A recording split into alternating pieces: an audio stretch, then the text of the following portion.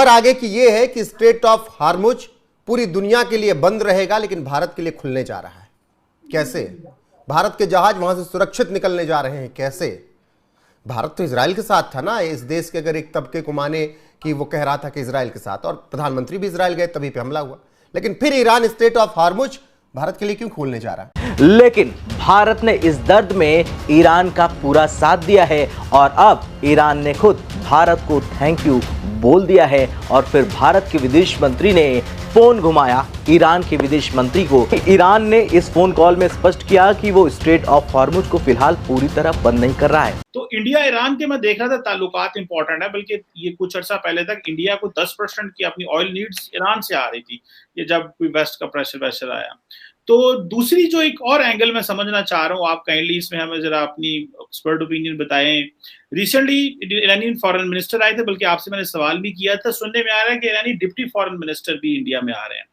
Iran के युद्ध में जिस बात का सबसे बड़ा डर था वो ये था कि कहीं पुतिन इस युद्ध के अंदर एंटर ना कर जाए, और जो नाइटमेयर है सबसे बड़े वाला वेस्टर्न वर्ल्ड के लिए, वो टेरिफाइंग रियलिटी बन चुका है। Relationship and friendship between Iran and India beyond this time. Our relationship started 3,000 years ago, and our people conducted Indian people by cultural, by had communication with them by cultural, civilization, philosophy and spiritual. इस बात में किस हद तक सच्चाई है, या आप समझते हैं कि ईरान जो है, इंडिया जो है, वो ईरान और अमेरिका में के ताल्लुकात को नॉर्मलाइज करने में बैक चैनल पे काम कर रहा है, और पर्टिकुलरली वो जो joint comprehensive plan of action था। जय हिंद साथियों, इस समय ईरान एक मुश्किल दौर से गुजर रहा है और इस समय उसे पता चल रहा है कि कौन सा देश उसके साथ है या कौन सा देश उसके साथ नहीं। लेकिन साथियों, इस परिस्थिति में भारत ने जिस तरीके से ईरान का साथ दिया है, उतना बढ़िया तरीके से किसी और देश ने ईरान का साथ नहीं दिया है। क्योंकि साथियों, एक तरफ तो भारत जो है अंतर्राष्ट्रीय शांति बनाए रखने की मांग शुरुआती से कर रहा है इसमें, और ईरान को जहां तक संभव हो रहा है साथियों, किसी न किसी तरीके से भारत जो है ईरान के पक्ष में अपनी बातें रखता है। क्योंकि साथियों, भारत युद्ध के खिलाफ है, और अभी जब ईरान के जो नए लीडर बने हैं वहां के, ठीक है, तो उन्होंने भी अब ये कह दिया कि भारत जो है इस समय हमारा साथ दे रहा है और हम भी भारत के साथ हैं, और इसलिए जो भारत के जो जितने जहाज स्ट्रेट ऑफ हार्मुज में अटके हुए हैं उनकी रक्षा की गारंटी भी वो दे रहे हैं कि भारत के जहाज को वहां पर कोई नुकसान होने नहीं देंगे। क्योंकि साथियों, अभी ईरान की परिस्थिति जैसी है कि उसमें उसको ये देखने को मिल रहा है कि जिन्हें वो पहले और अच्छा खासा दोस्त मानता था, चाहे वो कोई इस्लामिक कंट्री हो या कोई दूसरा, तो इस समय वो उसकी उम्मीद पर उतना खरा नहीं उतर रहा है जितना कि ईरान ने सोचा होगा। जिसमें इंडिया, ईरान बार बार कह चुका है, और आईईए के, इंटरनेशनल एटॉमिक एनर्जी एजेंसी के जो प्रोटोकॉल्स हैं उनकी जो वेरीफाई करने आते थे, उनके इंस्पेक्टर का कोऑपरेट करता रहा है। इस बात में आप समझते हैं क्योंकि इंडिया जो है वो इस हवाले से अमेरिका और ईरान को नजदीक लाने में एक रोल प्ले कर रहा है, क्योंकि इंडिया के अंदर बहुत बड़ी शिया लॉबी है, ये भी मैंने स्टडी किया है। तो काइंडली जरा हमें थोड़ा सा इस हवाले से जरा बताइएगा, और इंडिया ईरान में क्या कोई नई डायमेंशन आ रही है उस हवाले से। बाकी मैं सवाल तो आपसे करूंगा जी। चीमा साहब, काफी हद तक आपका एनालिसिस काफी हद तक इसमें, चीमा साहब, ऐसा है कि definitely India is playing a role, और मैं अगर इसको आसान लफ्जों में समझाऊं आपकी ऑडियंस के लिए, तो India is doing is best to mainstream Iran.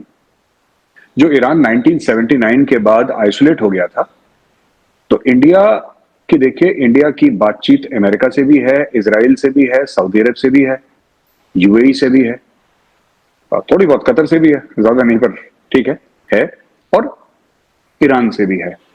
India, ऐसे बहुत कम मुल्क हैं जिनकी सबसे बनती है और सबसे अच्छी बनती है, अच्छी वाली बनती है जिनसे। तो इंडिया इस रिलेशनशिप का फायदा उठा रहा है ईरान को मेन स्ट्रीम करवाने के लिए। तो क्या इंडिया बैक चैनल डिप्लोमेसी कर रहा है? वो तो आपने खुद ही बोला, इनके डिप्टी फॉरेन मिनिस्टर, एनएसए, ये सब लोग मिल रहे हैं एट द हाईएस्ट लेवल्स। और आपने उस दिन बड़ा एक पर्टिनेंट आपने देखा था, कहां उनका फॉरेन मिनिस्टर बैठा था, कहां मोदी जी बैठे थे। India is giving due respect to Iran, और हमारे जो ताल्लुकात हैं in diplomacy, these things become important, maybe not in geopolitics but in diplomacy, that civilizational जो हमारे ताल्लुकात हैं।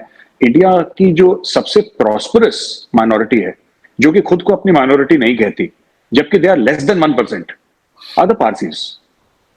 आपने whether it is Ratan Tata, right, or whether it is Field Marshal Sam Manekshaw, or whether it is so many people. I mean, अगर जो Parsis की जो success story है इंडिया में, अगर मैं आपको बताता चलूं तो चीमा साहब एक नया प्रोग्राम 30 मिनट का करना पड़ेगा, उसमें भी नहीं होगा.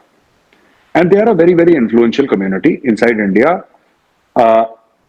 ये पारसीज ईरानियंस हैं, ज़ोरास्ट्रियंस हैं ये, और ये ईरान से ही आए थे. तो आए आपको मजा आ जाएगा. पुतिन साहब को ऐसे ही हम रिस्पेक्ट नहीं देते हैं.